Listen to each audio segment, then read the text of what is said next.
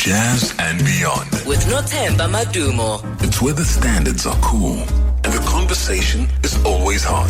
On 702. Shut Up and Groove.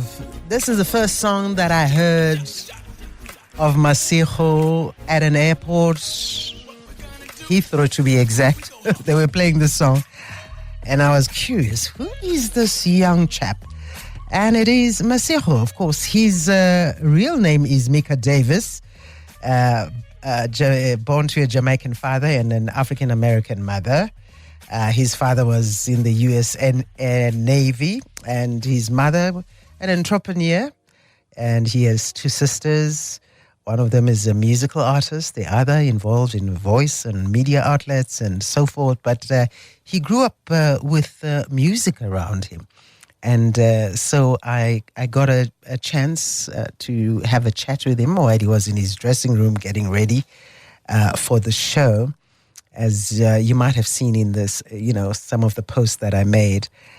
So I just popped in for a quick chat with him. And my first question to him was about the fact that, he had grew up with music around him. There were vinyls all over. And actually asked if what style of music that he was listening to as he grew up, which could have influenced what he is today. And musically, that is. And this is what he said. I don't think that music affected my style. Okay. But it was all gospel music. Like all of it. I'm talking like John P. Key, Kirk Franklin, J. Moss, all of that. So I think that was the beginning of my introduction to excellent music. The best musicians were in church. The best singers were in church. And so then I went off to find my own lane because of that. But, I think that's the effect. And then you were busy in your dorm? Yes. Creating music? Doing some other what things. What sounds were coming to you? What sounds? If we're talking about college, I only wanted to make music that women dance to. And so I felt like until I got to that point, I wasn't making the right music. So at the time, I was trying to make my drums resonate with women. Like that's all college was about. Why? What's it about us women? What is it about women? Can I give you a rose? Oh. Women seem to be, hold on, this one's in water. Oh, it's in water. But I think, why do men get haircuts? Like you right now. Why am I getting this haircut? Mm-hmm. Women. Uh-huh. Why did I take 10 extra minutes in the shower this morning? Women.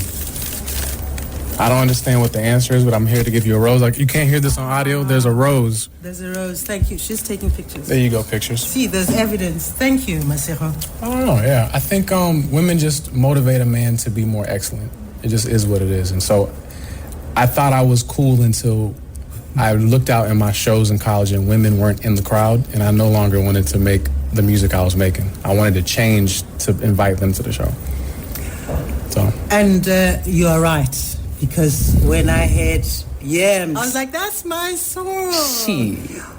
I mean, just coming up with that Yams song, and it's so catchy, it's the melody, it's so, I like to sing along, I guess everyone else who, just, what do you think makes that song what it is?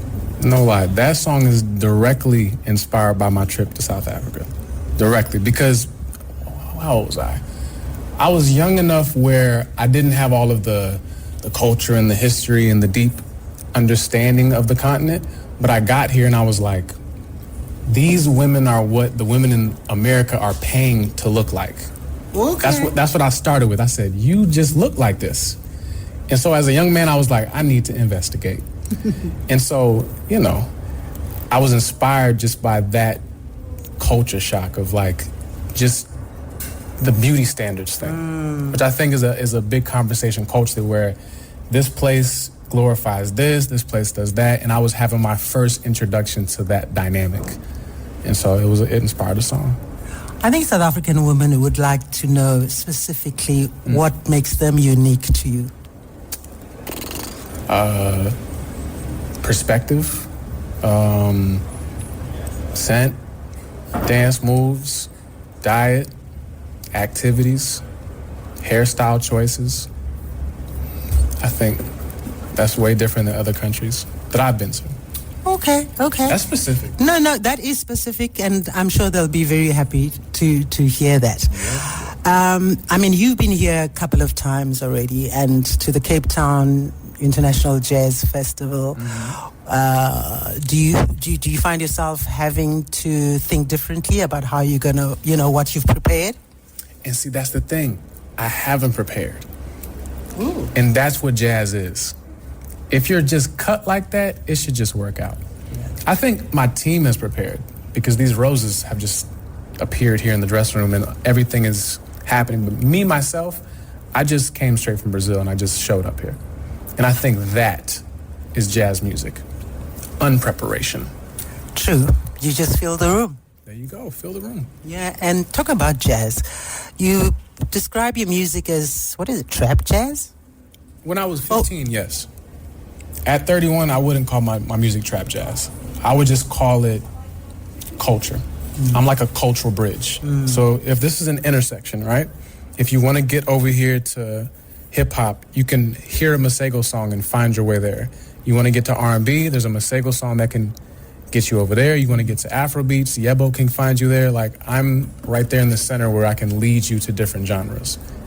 And I think a lot of people who, for instance, they saw you on the lineup and they're like, this is Jazz Festival, what's he doing there? I mean, yes, you play the saxophone, but for me, though, is because I'm just loving the kind of energy young musicians are bringing into the jazz genre with the different ideas on how jazz can be transformed and translated and changed.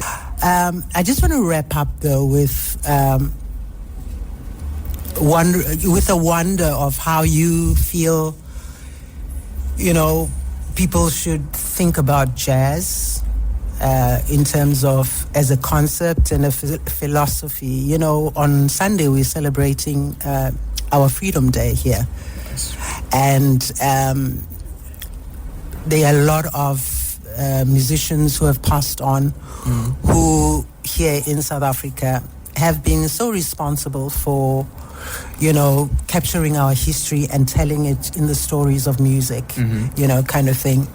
And I think that's so important for people to understand that jazz is not just music. It's culture. It's a story. It's a legacy. It's a whole lot of things. For you, what is jazz in the context of you being here on a weekend when we're celebrating our freedom?